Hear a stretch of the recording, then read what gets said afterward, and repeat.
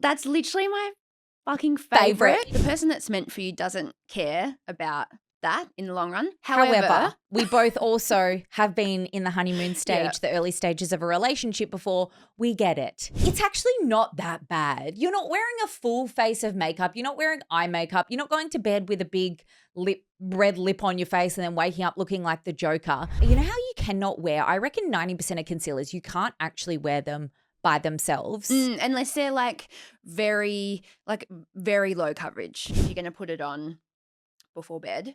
It'll smush. Yeah, so you're going to need to lie like a beautiful angel corpse. I don't think on a your back. concealer would though.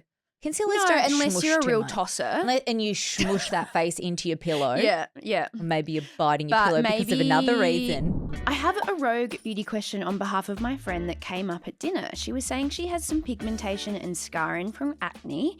She's just started seeing a guy and they're at the first sleepover stage. So she wants to know, is there anything she can put over the top so it's not quite so obvious? But she also acknowledges that she knows you're not meant to sleep in makeup products. So what are we thinking here? Well, very great question. And first we need to acknowledge that obviously it would be lovely if Anonymous was comfortable enough just to be like, to the hell with it. Yes. I'm going to sleep in my natural bare ass skin, because guaranteed he's got some scarring, some pigmentation as well. Exactly. We all know that the person that's meant for you doesn't care about that in the long run. However, we both also have been in the honeymoon stage, Yeah. the early stages of a relationship before. We get it. Sometimes you just feel a little bit self-conscious. So if something's going to make you feel that little bit more confident, fantastic. Whether or not that's waking up to brush your teeth. Yeah, I was trying to think, what was that movie where I feel like it was Bridesmaids. Bridesmaids. Kristen Wiig, and she gets up and she's She sneaks up. It's so and funny. then she lays down and she's like, and then John Hamm rolls over and he's like, and he goes, and he's a dickhead. He's a dickhead. He goes, oh, you look so fresh. And then why'd you sleep over? And then she has to scour the gate. Anyway, that's a great movie. Kristen Wiig is fantastic. Regardless, it's actually not that bad. You're not wearing a full face of makeup. You're not wearing eye makeup. You're not going to bed with a big red lip on your face and then waking up looking like the Joker. And so much makeup these days actually has skincare benefits. I'm sure that she's still probably doing her skincare. Maybe she's just putting a little bit of concealer over some areas. So you're still getting all the benefits. I really wouldn't worry too much about the makeup. Same. If it was every night. Full face. Think about how many times you've gone to sleep with your club makeup still on. We all know you're not meant to. But this is very different to that. I just totally wouldn't worry too much. Exactly. So what are you going to recommend? My favorite product, when I was thinking about just something that you really want to really quickly and easily just smudge on a few areas, blend it in with your fingers. You don't want brushes. You don't want it to look like makeup.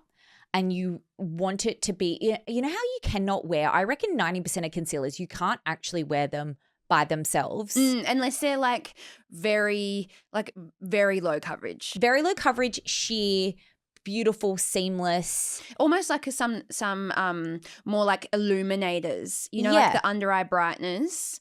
You could wear those on their own. I think formulas have come a long way though. And my favorite would be the Bobbi Brown Skin Corrector stick. That's literally my fucking favorite. It's so, I only discovered it this time last year where we started doing the beauty awards and we were testing so many different products, and that was sent in as I don't even think it won anything, but it won for me. Yeah, that product is not a concealer.